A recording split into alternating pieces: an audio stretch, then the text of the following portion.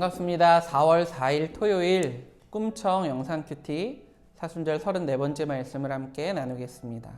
오늘 우리에게 주시는 하나님의 말씀은 요한복음 11장 25절에서 26절의 말씀입니다.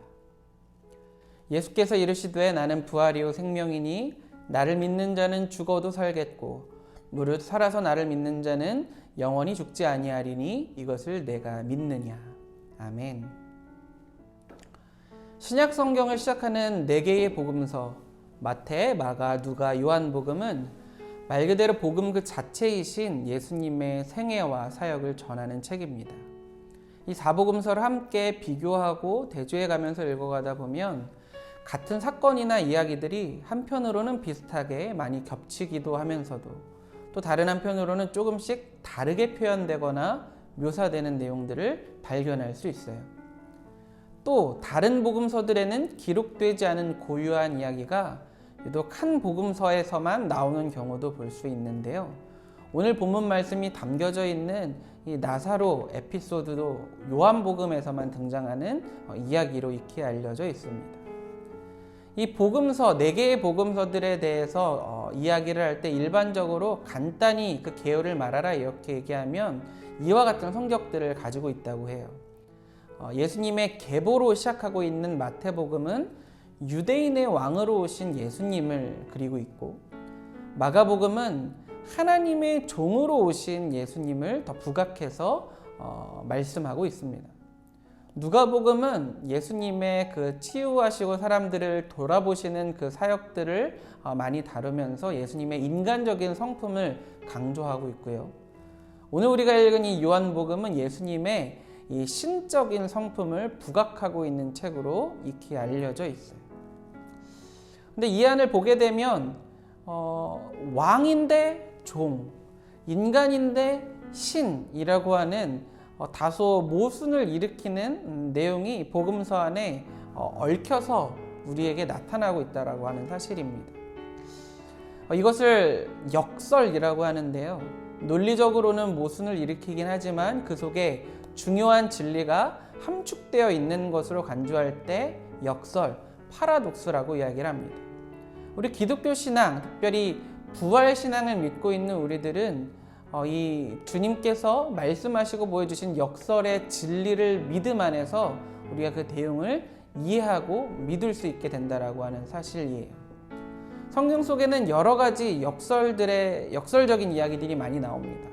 예수님께서 등장하시면서 공생애를 시작하시고 회개하라 천국이 가까이 왔느니라 말씀하시면서 하나님의 나라가 이미 왔다라고 선포했지만 여전히 우리가 아직 우리의 생명의 때가 끝나지 않는 하나님의 나라가 완전히 임하지 않는 아직 오지 않은 그때를 기다리면서 이미와 아직의 긴장관계에 우리가 놓여있다라는 상황을 우리가 보기도 하고요. 누가복음 14장 11절을 보게 되면 무릇 자기를 높이는 자는 낮아지고 자기를 낮추는 자는 높아지리라 말씀하신 예수님의 진리의 말씀 안에도 역설이 담겨져 있음을 발견할 수 있어요. 마태복음 20장도 16절에 보게 되면 나중된 자가 먼저 되고 먼저 된 자가 나중된다라는 말씀도 담겨져 있고, 그리고 오늘 우리가 읽은 본문 죽어도 살 것이다 라고 하는 말씀도 어찌 보면 우리가 믿고 있는 역설의 내용의 하나라고 이야기를 할 수 있겠습니다. 우리가 믿는 이 부활신앙의 부활, 다시부 살다 활, 이 한자 그 뜻풀이 그대로 하면 죽었다가 다시 살아나는 것을 이야기를 하죠. 예수님께서는 우리에게 말씀하셨습니다. 예수님 당신이 부활이시요 생명이시니 예수님을 믿으면 죽어도 산다 이렇게 말씀하셨어요.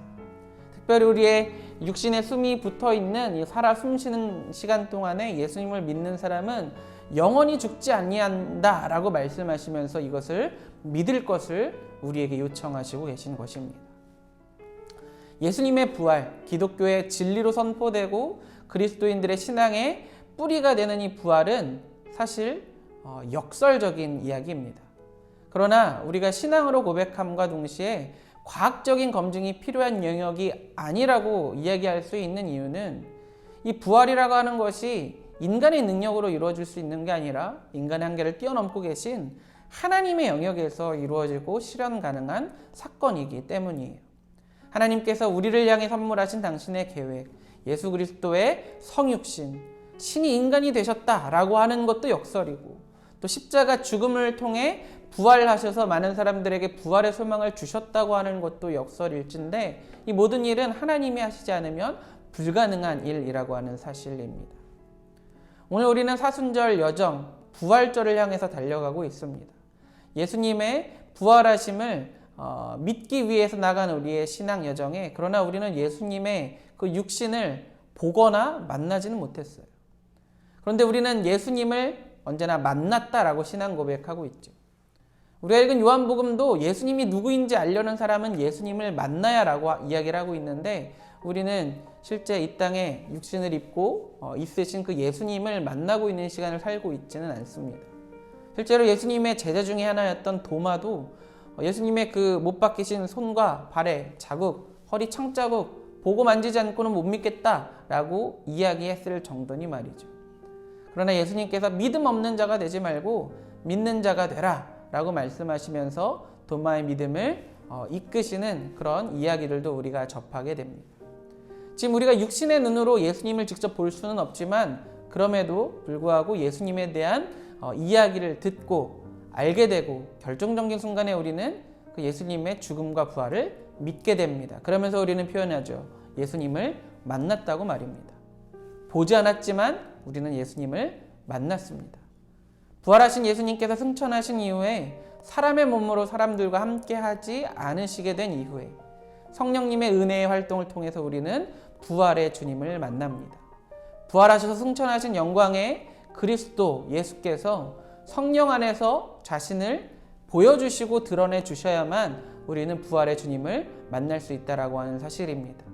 그 부활의 주님이 나를 믿는 자는 죽어도 살 것이다. 오늘 이렇게 우리에게 말씀하고 계십니다. 바라기는 예수님의 부활이 믿어지는 은혜가 저 여러분들에게 있어지게 되기를 주님의 이름으로 축복합니다. 우리의 생각과 가지고 있는 삶의 경험과 지식으로 다 이해하지 못한다고 할지라도 역설을 믿게 하시는 하나님의 기적의 은혜를 만나게 되는 이 사순절기가 될 수 있게 되기를 주님의 이름으로 축복합니다. 오늘 하루도